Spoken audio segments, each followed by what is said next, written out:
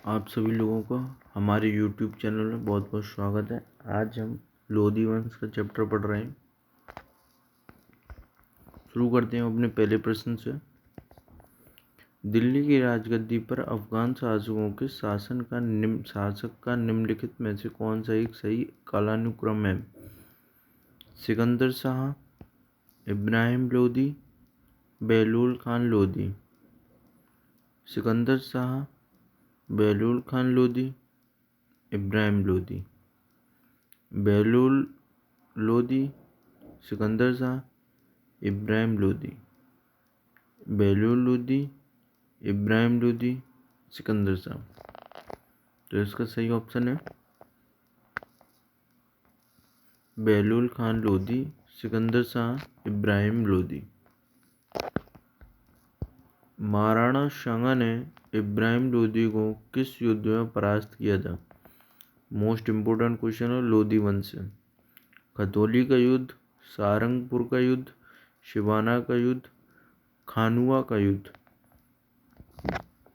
कई जगह ये खतौली की जगह खटौली लिखा रहता है,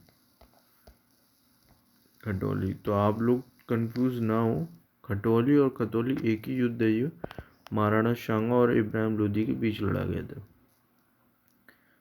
निम्नलिखित में से किस सुल्तान ने एक नगर बसाया जहां अब आगरा है? मोहम्मद बिन तुगलक, फिरोज तुगलक, बेलूल लोदी, सिकंदर लोदी। आशा करता हूँ इस प्रश्न का सभी लोग सही आंसर दे पा रहे होंगे। सिकंदर लोदी। निम्न में से किसने गुलरुखी उपनाम से अपनी कविता लिखी है? फिरोज शाह तुगलक, बेलूल लोदी, सिकंदर लोदी, इब्राहिम लोदी।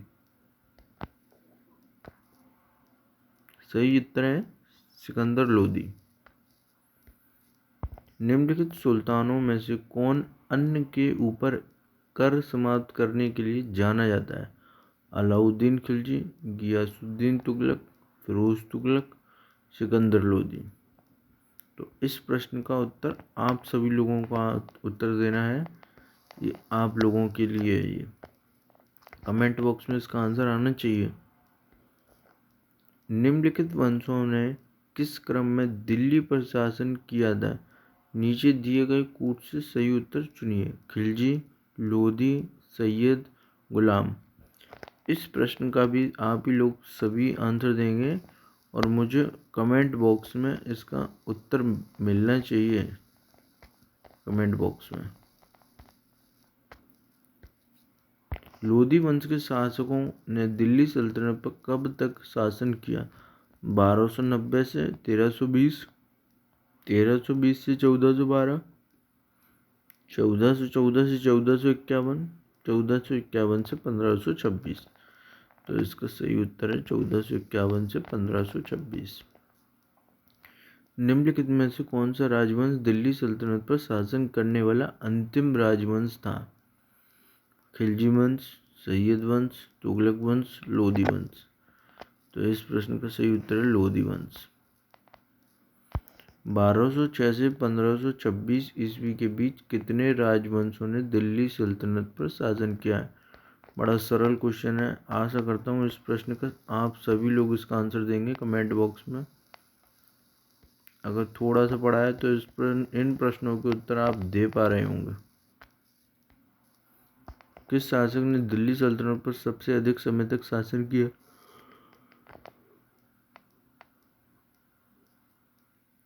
बेलूल लोदी, फिरोज शाह तुगलक, मोहम्मद बिन तुगलक। उपरोक्त में से कोई नहीं।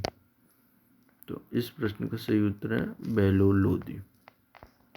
बेलूल लोदी का समय था 1451 से 1458, 1451 से 1489 तक इसने शासन किया है।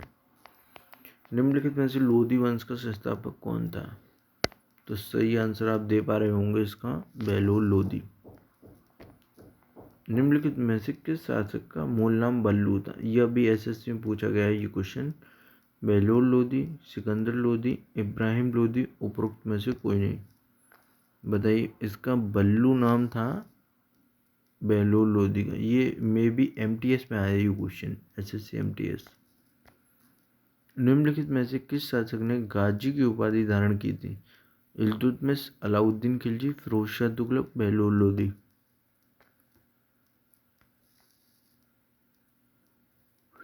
सही उत्तर है फिरोज शाह तुगलक। लोदी वंश के शासकों ने दिल्ली सल्तनत पर कितने वर्षों तक शासन किया? 70, 72, 75 और 80। तो इसका सही उत्तर है 75। 75 वर्षों तक लोदी वंश ने दिल्ली सल्तनत पर शासन किया था। दिल्ली सल्तनत में किन शासकों का 2 बार राज्याभिषेक हुआ है?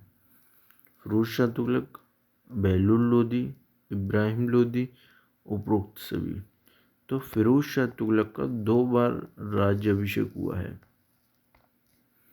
निम्नलिखित में से कौन सा शासक अपने सरदारों को मसनद ए अली कहकर बुलाता था?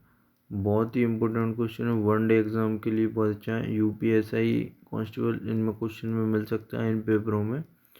फिरोज शाह तुगलक, बहलोल लोदी, इब्राहिम लोदी, उपरोक्त सभी। तो इसका सही उत्तर है बहलोल लोदी। बहलोल लोदी अपने सरदारों को मसनद ए अली कहकर पुकारता था।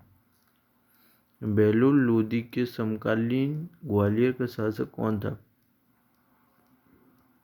कीर्ति सिंह, मान सिंह, विक्रमादित्य, उपरोक्त में से कोई नहीं। तो बहलोल लोदी के समकालीन ग्वालियर का शासक मान सिंह था। ग्वालियर के शासक इब्राहिम लोदी का समकालिक कौन था? मान सिंह। इस प्रश्न का सही उत्तर है मान सिंह, अभी अपने बताया ये। निम्नलिखित में से किस शासक ने जौनपुर पर विजय प्राप्त की थी? तो फिरोज शाह तुगलक, बहलोल लोदी, इब्राहिम लोदी, उपरोक्त सभी। तो जो जौनपुर था, ये जौनपुर मोहम्मद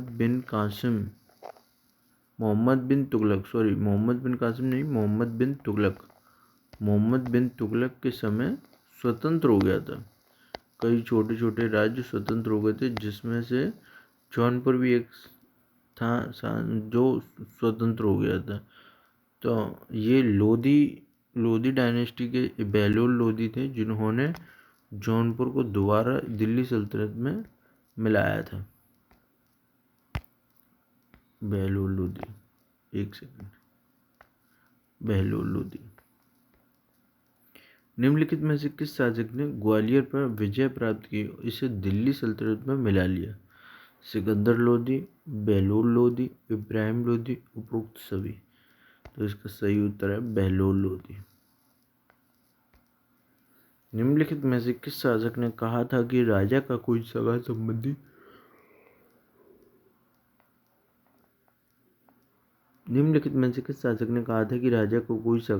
नहीं होता?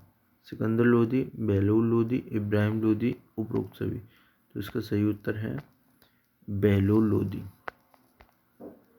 निम्नलिखित में से किस युद्ध में महाराणा सांगा ने इब्राहिम लोदी को हराया था? कदौली का युद्ध, सारंगपुर का युद्ध, सिवाना का युद्ध, खानवा का युद्ध। ये अभी डिस्कस कर चुके हैं, कदौली का युद्ध। निम्नलिखित में से किस शासक की मृत्यु युद्ध के मैदान में हुई?